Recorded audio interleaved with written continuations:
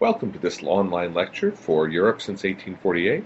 Today we're going to finish what we started talking about in class earlier this week, and that is the topic of the road to the Great War. In other words, how did the great powers of Europe stumble into World War I? Let's get to it. In our previous class, we discussed how these rivalries had threatened to drive Europe to war in the 20th century. Some of those rivalries we've talked about were France versus Germany, France versus Britain, and Britain versus Russia. Now, we have a few more to cover, however. One of the new rivalries facing Europe in the early 20th century was Britain versus Germany. Now, Britain and Germany could have been allies. In fact, Kaiser Wilhelm II pushed for such an alliance. Unfortunately for Germany, however, it never happened. A big reason why it never happened was a decision made by the German military in the 1890s to develop a naval fleet that could rival any in the world. Great Britain had long depended on its navy as its main source of protection. The British Army was small compared to the other great powers. However, its navy was unrivaled in the world. This was a great source of security and pride to the British. But in the 1890s, the Germans began developing a plan to beef up their own navy by embarking on an ambitious plan to build a navy that would rival that of the British. Germany was building an empire around the world, and that empire required a navy to defend it. Bismarck, once again, warned against this strategy, arguing that Germany's strength was in its army. He also feared the reaction of the British to a German naval buildup. He was right to be concerned.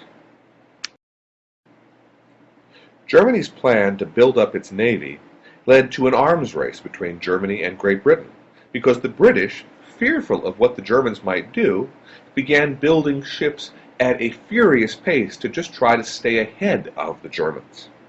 Now, it also had the effect of pushing Great Britain into reconciling with France. Remember, France and Britain had been long-time enemies, but it was fear of Germany, and especially fear of Germany's navy, that led Britain to decide they needed an ally on the continent, and they turned to France. So, we've covered a number of international rivalries, many of which were very important in driving tensions in Europe in the early 20th century. But the one we haven't talked about yet is probably the one that could be at the heart of World War I, and that is a rivalry between Austria-Hungary and Russia. So what do we know about Austria-Hungary? Well, we know that it was a multi-ethnic patchwork of languages and cultures held together only by loyalty to the Austrian king. Austria-Hungary was like a family where everyone hates one another, but they're held together by their love of their father. Many of the ethnic groups that made up Austria-Hungary dreamed of independence, but really one of the more restive of those groups were the Serbs. The Serbs were a Slavic group that inhabited the southeastern portion of the empire.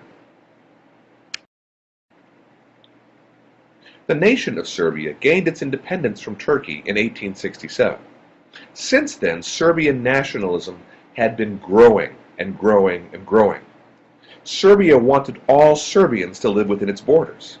Thus it became angry when Austria-Hungary annexed Bosnia, which included a large Serbian population.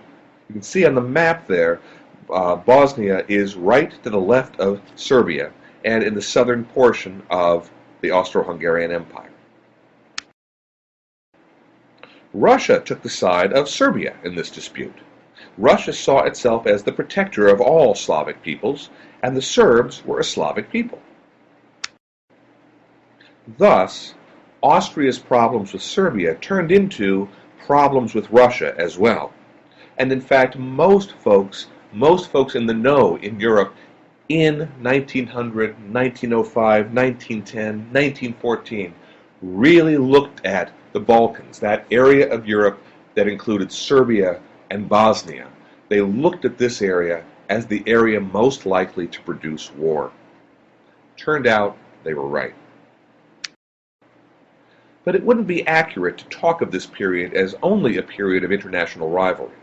This was also, I should say, a period of international alliance.